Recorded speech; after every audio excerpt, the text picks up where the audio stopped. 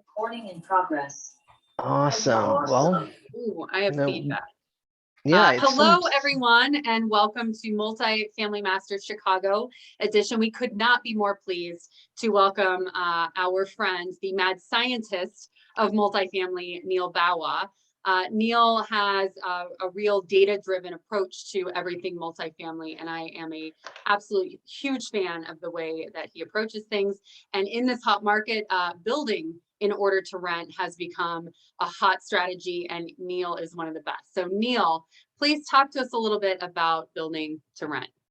Awesome. Well, this is the newest asset class in multifamily. As you can see from the screen, it's hot, it's trendy, and it's now beginning to challenge multifamily as we know it today. So for those of you that don't know me, I'm a very quirky and very opinionated data scientist and technologist. I buy and I also build. I have a large construction team that my company owns.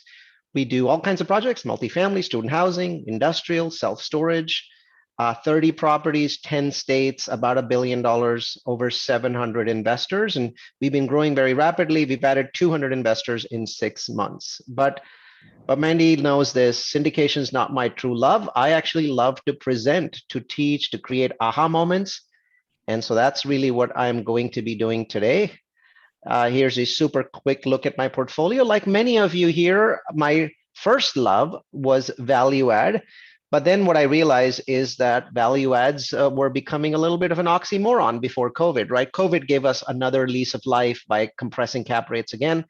And so I moved over in 2017 into new construction, still buy value adds. In fact, the last project that we did was a value add. Love doing that. Investors love doing that. But for the most part, 70% of our portfolio is now new construction. You can see what I've built under built to rent. This is not all of our built to rent portfolio. The first row is stuff that we've pretty much already built or are finishing off. And then the second row are 6 projects that we are currently working on now. You guys are more, syndication folks. So, I mean, I'm not sure if you care about the track record. Mandy was wrong when she said, everything I do in multifamily is data driven. Early on, I wasn't as data driven. So you can see the difference. When I did my first, 4 exits, my track record is just like everybody else, 23 IRR, 27 AAR. I don't think these numbers are great numbers. But by the time we did more projects, all of my analytics had kicked in. These are the projects that are going into contract this week or in the next 2 weeks. Look at those IRRs. So we're at 60 IRR, 91 AAR, 3x multiple for the ones that I did use data on, Mandy. So, I learned over time. I got better as I went. So, so much more proud of these. Once again, this is a testimonial. I'm going to skip past it. You guys all have testimonials. I do want to, point out to this, not an investment advisor. This is an educational webinar. All investments involve risk, and new construction is definitely riskier than the value add multifamily you're used to. So a recommendation is not a guarantee for successful performance. By the way, anyone looking to get into build to rent, and I highly encourage you to look into it. Please understand this. You cannot do new construction with a weekend webinar. It requires an enormous amount of domain knowledge. So one of the things that I did never have attempted to do, and I never would attempt, is to basically try and build a bunch of buildings myself. I just simply made a $250,000 investment of my own money, and I just hired people from the construction industry, right? Directors of development, managers of development, people that are project managers in the construction business. So feel free to invest into build to rent or even build apartments, but never think that you can do it yourself. Unless you're an absolute genius, you really can't. This requires domain knowledge. That would be like you saying, I'm going to do surgery after a weekend course. All right. So why are we even talking about build to rent? I mean, let's start with this question. Why does this stuff matter? Well, it matters because after 1 year of research, my team has proof that build to rent, also known as BTR, sometimes BFR, this market is seeing the greatest supply-demand imbalance in US real estate history, bar none. In the last 18 months, About 30 build to rent funds, I'm going to show you those funds, have raised a mountain of cash. 60 to 75 billion dollars in unlevered cash means that these funds will either need to build or buy at least 150 billion dollars in assets in the coming years. And if you leverage it to 75%, you're looking at 300 billion dollars. And we've looked far and wide, and it's very clear to us. We've looked in CoStar, we've looked in every analytical software, and the total BTR supply that's coming online in the next 2 years, I can't even go above 5 or 6 billion, Mandy. These people have raised $300 billion worth of money. This leads us to believe that these billion-dollar BTR funds, and I'm going to show them to you again, will be forced to take extraordinary measures to spend this mountain of money. And when so much money chases so few assets, prices spike, cap rates plunge. You might say, yeah, that's happened for multifamily. Trust me, the cap rates for build to rent are nothing like multifamily. Or I should say, the cap rates for multifamily are nothing like build to rent. We've already seen astonishing price increases beyond multifamily. We've already seen astonishing cap rate declines beyond multifamily. And we think the next 12 months are actually going to see further increases as all of these build to rent funds that raise this money get into this mad scramble to buy and to build. And it's our conclusion that these funds will fight over assets from build to rent developers like us and offer astonishingly low rates. I'm going to give you proof, right? You guys have all seen super low, rates. So think about what is the lowest cap rate that you have seen on a value add asset, right? Then I'm going to share what I've seen on a build to rent asset. It's going to knock your socks off. So let's define this thing, right? What is build to rent? Isn't it just apartments? It's not. Americans actually do not want to live in apartments. They want to live in single family homes, and they cannot afford single family homes. So Houston, we've got a very big problem, and every problem has more than one answer. One answer that we personally think is most compelling is called build to rent. Because there's simply no way to build enough single family homes, there's not enough lots, not enough builders, not enough public infrastructure. If people want to live in a low density home as opposed to a high density apartment, they're going to either need to have very rich parents, or they're going to need to make some sort of a compromise. And data so far indicates that build to rent is the best compromise. It is medium to low density living. It resembles single family, but it comes without the outrageous price tag. So here's a definition. BTR, or build to rent product, is a collection of very small single family homes around 1,000 square feet, or a collection of townhomes, each of them being 1,000 square feet. Either way, 1,000. Or another way of putting it is build to rent is a single family home or a townhome the same size as a 2 to 3 bedroom apartment. Does that define it for you? Oh, and add a postage stamp size front yard and a postage stamp size backyard as well to that. So initially, build to rent didn't start to compete with multifamily. It actually came out of a desire for people to scale single family rentals. People got very frustrated with single family rents, right? You can see on the screen, right? You got individually rented homes. You've got maintenance issues because if you own 10 of these, you have to run around from place to place. They could be 20 miles, 30 miles apart, right? Very large market for single family rentals. But the problem is, how do you scale this sucker? Now look at build to rent on the right? This basically shows you what it is. All build to rents are master planned communities, right? Sometimes they're subdivisions, but most of the ones that are being built today are master planned communities. And basically, sorry, it shouldn't say large single family, it should say small single family, small townhomes, or very small horizontal freestanding units. So sometimes it's basically horizontal, freestanding units. I'll give you an example of one because it's the difference between a single family and a horizontal freestanding unit. There's slight differences there. And once again, you've got on-site property management. So on a build to rent, it might be a 200, 300 unit property with a clubhouse, just like multifamily, community amenities, just like multifamily. And they're often gated as well because these are families that are living in here. And so you get all of the benefits of multifamily, that on-site look feeling, that centralized management, but you also get something that you never get in multifamily. Very, very low churn. So on average, in a multifamily property, people leave every 18 months. In a built-to-rent property, people stay for 40 months. And we all know the real killer of profit in multifamily is turnover. That's how you're losing your money. That's how. So I'm going to show you the numbers of profit per unit between multifamily and built to rent, and I can tell you 80 to 90% of that is just the lack of turnover. Right? Obviously, why buy, build, or buy or build new versus old, right? These are some of the things that people don't necessarily think about. A lot of the product that people are buying today, right now, somebody's trying to buy a property that's built in 1967 from me, and they're paying $183,000 a door. Okay, I have no idea why they're paying this. Absolutely not, because I can build a brand new property for 225, 230,000 a door, right?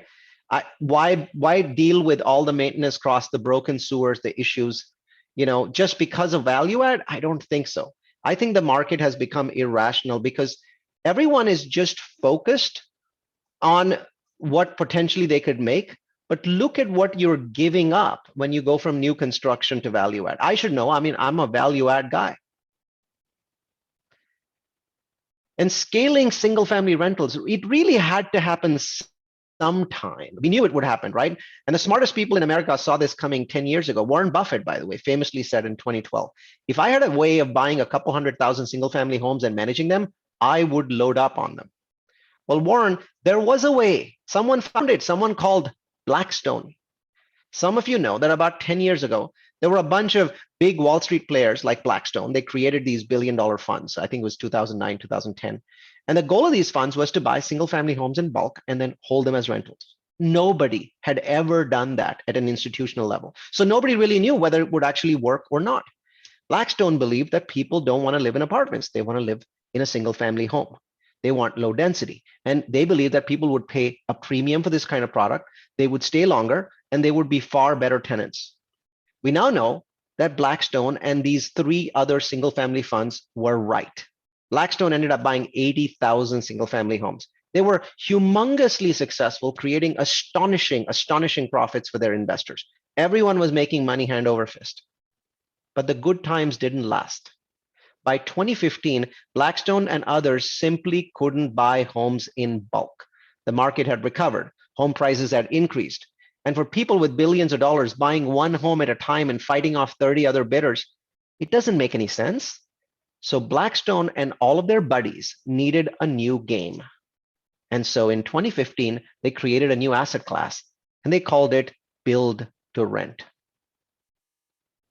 The lack of available homes and sky-high prices are giving life to a novel concept in housing, built-to-rent communities. The idea is gaining steam. One of America's biggest home builders says it expects build-to-rent to make up nearly half of its business in the next few years. So we have this huge group of individuals that are renters by choice. If you look at the millennial base, they have high debt in their education. They want to be able to have flexibility in their work. They choose not to buy. You have the baby boom. They don't want to have maintenance. Rental also is not a bad word. Renting is acceptable. Did you see that $40 billion number that flashed on the screen a second ago? Well, now it's up to 60 billion. And some analysts like Ivy Zelman, you might know her, are saying it's 75 billion. And I love multifamily, but the numbers don't lie. I mean, build to rent is simply superior to apartments. Take a look at these numbers. These are as of September last year. I haven't updated them. Build to rent, multifamily obviously had the best rent growth in its history. All of you know that, right? And that's on the right. But look at build to rent. Some metros had 30% year over year growth in the build to rent sector.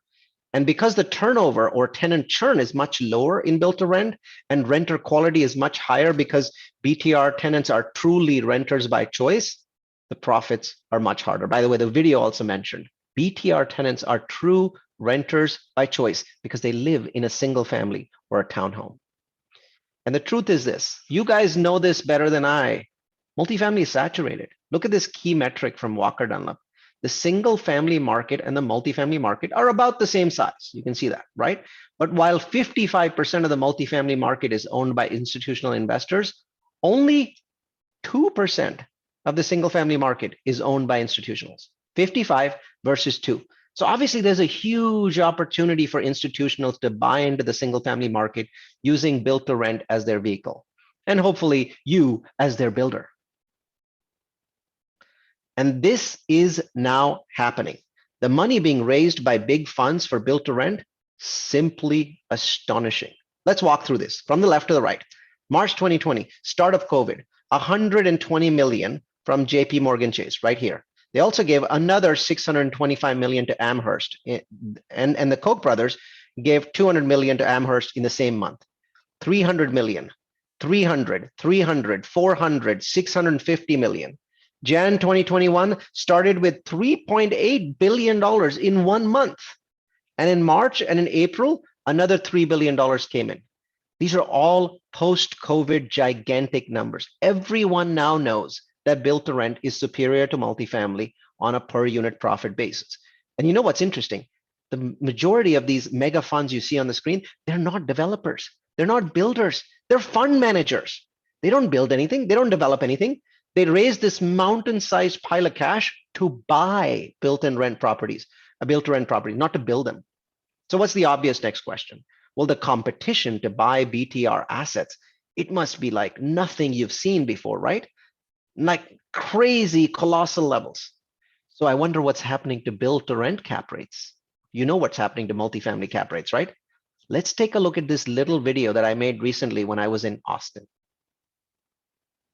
Now we're here in Austin at a build-to-rent community called Urbana, which just sold for under 3 cap. But in a mid-level community, absolutely not comparable to the product that we create, sells for under 3 cap. That makes an enormous difference. And I know what the first thing is that you're going to... Maybe, whoops, I wanted to actually pause the video for a second. So I'm going to go here. Now we're here in and Austin, see if I can actually pause it. The United States that sold under 3 Here, cap. so this is Urbana. Urbana is in a not too good part of Austin, okay? And you can see what Urbana is. Do you see this? This is a freestanding single family home. Notice the door, notice the tiny window, notice another tiny window. You notice this whole like property is only this size. Inside, Urbana is ugly. You know, you've got the usual parks and amenities. There's nothing special about the amenities, but everyone's living in this matchbox size. Did you notice the front yard? That's the front yard, right? So obviously this one has, you know, park entrance, but they all have front yards of this size, and the backyard's a little bit bigger. But these are about 1,000 square feet. They're not, you know, it's 9-foot ceiling, so that's nice. But this is the kind of product. When I was recording this video, Urbana was on sale. This was about, you know, 5 or 6 months ago, 7 months ago. Do you want to know what the final cap rate on Urbana was? 2.75 cap. And it's not even good looking. And only a few miles from here is our South Park project and its vastly superior location in the middle of the largest open air mall in Central Texas. CBRE is now talking about selling South Park under 3 cap, a project that we projected exiting at 4.5. I think we can now sell significantly under 3.5 cap. So at this point, CBRE says if South Park existed today, it's obviously in construction, they would sell it at 2.25 cap. Do you see how crazy this is? This is just batshit crazy. This is what's happening in this market, right? So, I mean, if you know cap rates, you just fell off your chair, right? It's like you thought multifamily had low cap rates. This is what's happening here. The people who built Urbana walked away with $30 million in profit on a $60 million product. How's that for money, right? This is why I'm focused on build to rent. These cap rates don't apply to multifamily or to self-storage or to industrial. We have assets in all of these classes. We love them. Nobody is making offers under 3 cap to us for any of our assets. This only applies to BTR because the secret's out that this asset class produces more profit per unit than multifamily does. Let me just blow your mind with some math, right? This slide shows roughly $31 billion already raised for build to rent in about 18 months. And these are only some of the big funds. So just look at this slide's worth of funds, 31 billion. Now add leverage or loans. That means that these people need to buy 31 into 4, you know, 25% down. 31 into 4 is $124 billion in assets in the next 3 years. because all of these funds have to deploy the money in 24 to 36 months, right? 124 billion. Now let's assume that Urbana was sold for 50 million bucks. So how many Urbana-sized properties will we need to build in the US in the next 3 years just to get the money on this page deployed? This is less than half the money, $124 billion worth. The answer is 2,500 Urbana-sized properties. And that's assuming no other fund raises any money for build to rent in the future. I know that's wrong because they're raising several billion a month, right? We're tracking it. And the current inventory in the marketplace, a few dozen properties out of 2,500. This is a gold rush. We predict in the next 3 years, we're going to see selling prices that are going to make Urbana look like a dollar store purchase. That's where we are. Remember these funds, they rarely build anything themselves. They're Wall Street funds like Blackstone. They're desperate for projects. So desperate. And this is going to really amaze you. So desperate that we now have proof that for the first time in the history of commercial real estate, funds are buying properties before they're built. They are buying properties before they're built. And that's a dream of every developer in the country because you're beginning to see cap rates like this and lower. I mean, these rates have now basically gone down. In the last 2 months, we've seen rates below this. So this is really an opportunity of a lifetime. And where are we focused in terms of build to rent? Well, Texas, because 2 years ago, if I asked Mandy, where are the lowest cap rates in the US, she would give me the standard answer: New York, Boston, Los Angeles, San Francisco Bay Area. Please take a look at this chart. This is the CBRE chart on cap rates in the US. And this is multifamily, by the way. Build to rent cap rates are significantly lower than this. Take a look at the top: Dallas, Austin, Phoenix, Nashville, Boston, San Antonio. 3 out of the top 6 are Texas. 0 out of the top 6 are California. And where's New York? At the bottom of the page. Where's Seattle? At the bottom of the page. Los Angeles at the bottom. Everything just changed in the last 24 months. Since COVID, Texas is the hottest market in the United States. So we're focused on Texas. Look at San Antonio. I mean, this was a sleepy little city. You look at its cap rates, it's ranked number 3 in the US. And look at those cap rates. Don't look at the first column, that was the past. Look at the second column, 3.5 to 4.25. This is not downtown. This is infill. Downtown rates are lower. Crazy, right? So of course, I went ahead and created a fund. I'd already, done 5 build to rent projects, 5, 6, 7 build to rent projects. So I went ahead and created a fund. The fund is, we raised $70 million in November for 8 properties. You can see the first 6 here. The 4 on the left are 4-plex townhomes. The 2 on the right are single family built to rent. So total value on completion is somewhere between 400 and 500 million. Construction starting on the first one in 3 months, and then we're going to break ground on a new property every 2 months. Here's a example of a built to rent property. Notice how dense it is. It's still dense. This is not single family subdivision stuff. People might say, how's this different from single family? It's still pretty packed in. It's just you get windows on 2 sides. You don't have as many neighbors with you. So you can see how many buildings are packed into this one. These are about 1,000 square feet on average. Here's another view of this particular community. This on the other side where my mouse is Texas's largest open air mall, right? So this is sandwiched in between that. This is a very large, brand new senior housing facility. This is what the built to rent product looks like on the inside. This is the front of each 4-plex building. These are some of the amenities. I'm just going to walk through these in a few seconds with you. I don't want to take a long time.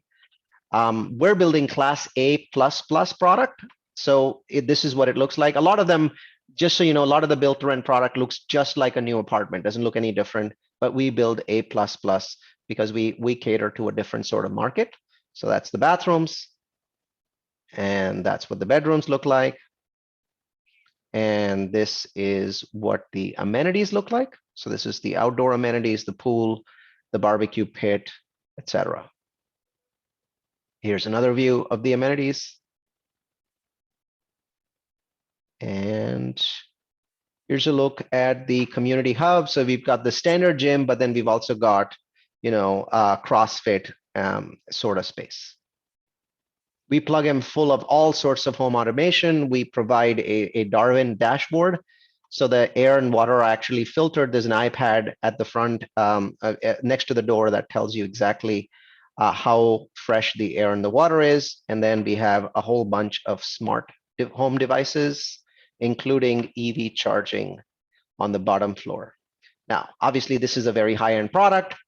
Should all of you build it? The answer is absolutely not. You may want to look at building something similar to this.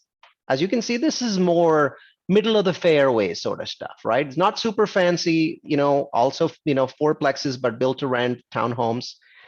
These are in New Braunfels, which is not as developed a market as San Antonio. Very nice design. As you can see, this is the outside of the clubhouse. You've got the usual sort of amenities like, kids playground. This is what one of the buildings looks like. So this is horizontal townhomes, kind of like the next, when built to rent started in 2018, everybody wanted to build single family. Now nobody's building single family. They're all building townhomes. Why? Construction costs went up 35%, right? So nobody can make the single family BTR work anymore. So most people are building townhomes. So amenities, obviously, these are nicely amenitized. So here's what we're building. We actually allow for vaulted ceilings. So that's what the inside of the product looks like. Now you can see, obviously, this is going to be more expensive than apartments, but you'd be shocked. It's only about $600 a month more than an apartment. This is priced at $600 more. So it's effective. It's not outrageously expensive, right? So this particular community is still under $2 a square foot. And that is your introduction to build to rent. Great, Neil. Thank you. We definitely have a couple of questions in here. Sure. Let me tick through here. Sure. And I agree with you. Batshit crazy is a two cap and batshit crazy go hand in hand. I mean, how long do you think a two cap, like given the tick up in interest rates and knowing that caps tend to follow interest rates, how long do you think that that level is sustainable for? That really depends on how quickly interest rates go up. Please note that from 2015 to 2018, the Federal Reserve raised interest 9 times. Can anyone show me for any asset class anywhere in the United States any increase in cap rates during that time? For all asset class, cap rates went down during the time then the Fed was raising interest rates 9 times. Most people believe that if interest rates go up, cap rates go up. That's not true. When interest rates go up, there is pressure on cap rates. That's not the same thing. There's Right. lots of other kinds of pressure on cap rates right now. There's $8 trillion of liquidity in the marketplace. There's a great amount of hunger. Money is flooding in from the 3 asset classes that didn't do well after COVID: office, hotel, retail. Those asset classes are, took a huge hit. Money's flooding in from there. So understand that anyone who tries to say, interest rates are going up, cap rates must go up, doesn't understand that there's half a dozen reasons why cap rates go up and down, and interest rates are one of them. So in my mind, if the Fed raises interest rates 4 times this year, and I was thinking they were going to raise 7 times, Mandy, but we have a war going on in Europe. So the Fed's going to be a little slower, a little more cautious, because the world economy can fall into a recession if we don't get rid of this war very quickly. So I think they're going to be careful. So I think now we're back to the 4 hikes. I don't think that really affects cap rates this year at all. I do think that by the time we get to 7 next year, you're going to see an increase in cap rates. So I'm projecting an increase in cap rates next year, both for multifamily and for built to rent. Though I have to say this, people buying built to rent are the richest people of all. They seem to be able to absorb the lowest cap rates. Why would they be buying in the 2s today? Mm-hmm. Right. Well, and not to mention the inflationary pressures and the unprecedented. If you've looked at it, if you haven't Googled M1, the money supply. Look at the hockey stick of the number of dollars in our economy now versus just 5 years ago, 3 years That's right. ago. That's right. And M1, my comment on M1 is this. A lot of people are like, well, M1 is just liquidity. It's not real money. The Fed will take it back. My feedback to you is they pumped $4 trillion into the money supply in 2010. A month before COVID, they'd only managed to take out 4.5% of them in 9 years. Mhm. Right? So now we plugged in an additional $8 trillion of M1 into the world supply. It might take them 30 years to pull all of that money back. Right? As of this month, they're still adding more money into the money supply, let alone stopping and pulling money back. In March, they still bought another $60 billion worth of bonds. Which, if you're a hard asset owner with locked in debt, that's music to your ears. Absolutely, I love it. I want all the money supply in the world that people can create when I'm owning $1 billion of assets. Yes. Question on zoning. It's just normal zoning around residential housing, correct? Sort of. So you have more flexibility than multifamily. So let's say you have R1 zoning, which is usually the sort of zoning that you get for residential. That R1 zoning, to get it up to R3 zoning for apartments, is very hard. To go up all the way from, let's say, 6 multifamily homes all the way up to 25 apartments or 30 apartments, you're going to see a lot of community pushback. But we've been able to go up to R2 zoning, which caps out at 12 units an acre, and we'll do BTR on 12 units an acre all day long. So it's actually a little bit easier. So there are projects where multifamily has been turned down that people are now trying build to rent because the density is about half. So where do you stand on modular? Is any of this modular? Are you building in factories and then shipping to the site and Legoing in?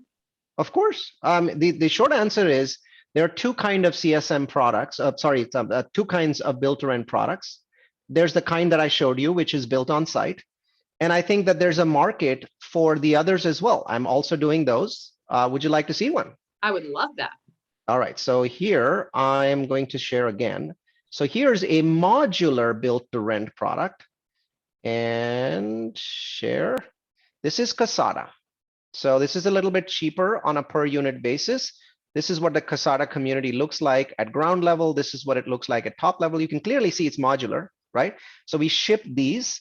But some of them are very beautiful. So it really depends on, which kind of product. Here, I'm going to give you another picture. See here, this is an L-shaped modular product.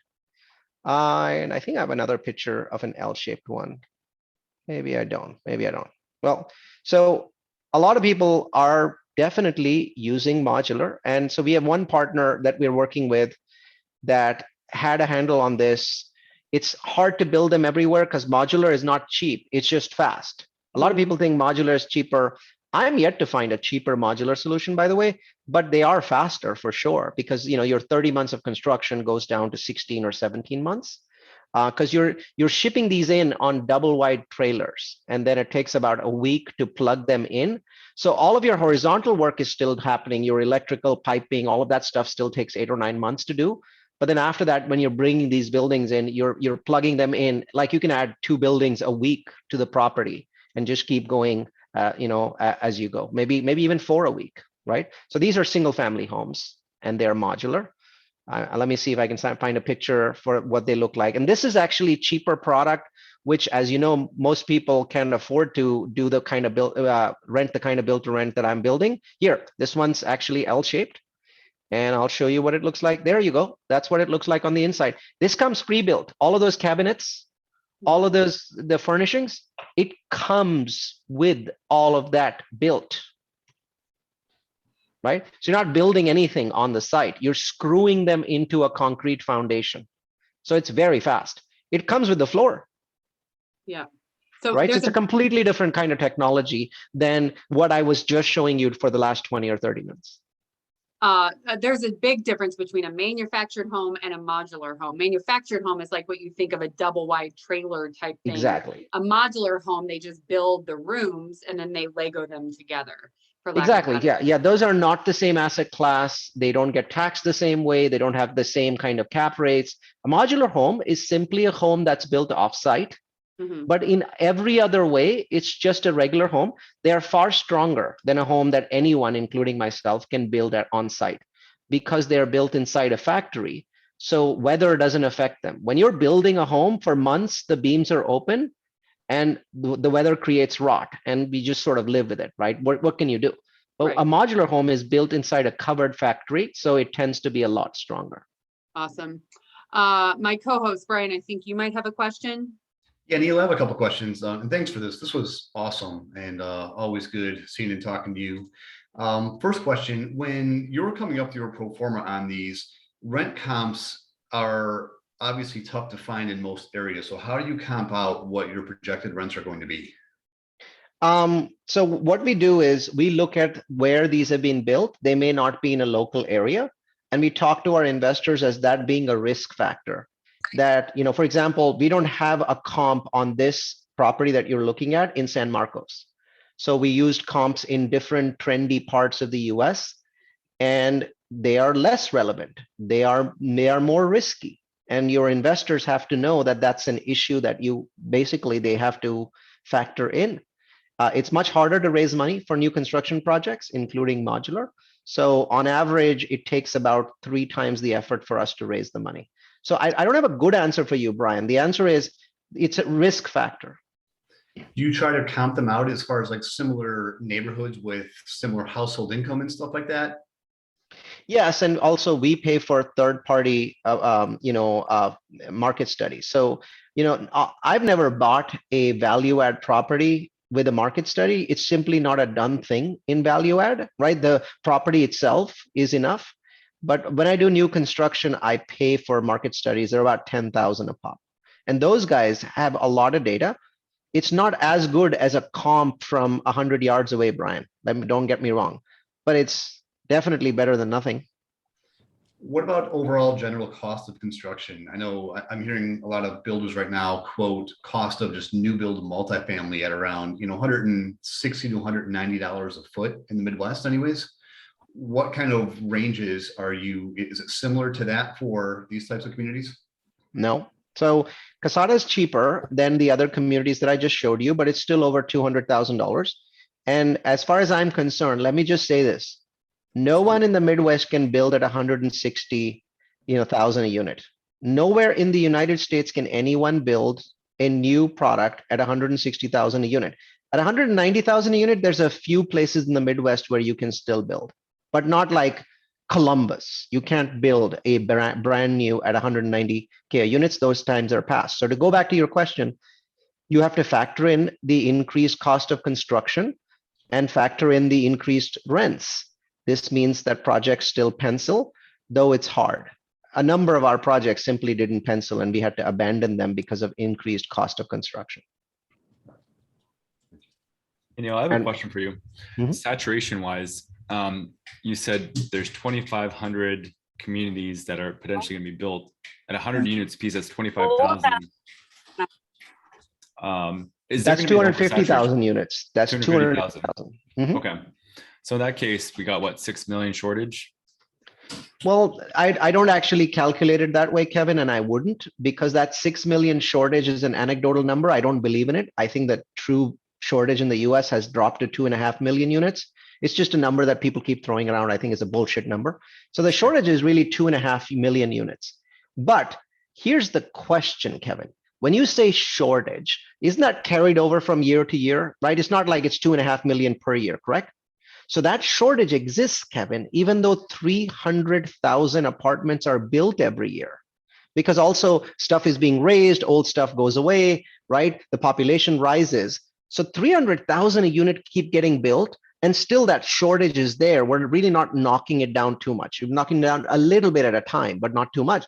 So that 300,000 units, we believe about 5% of that is going to become built to rent.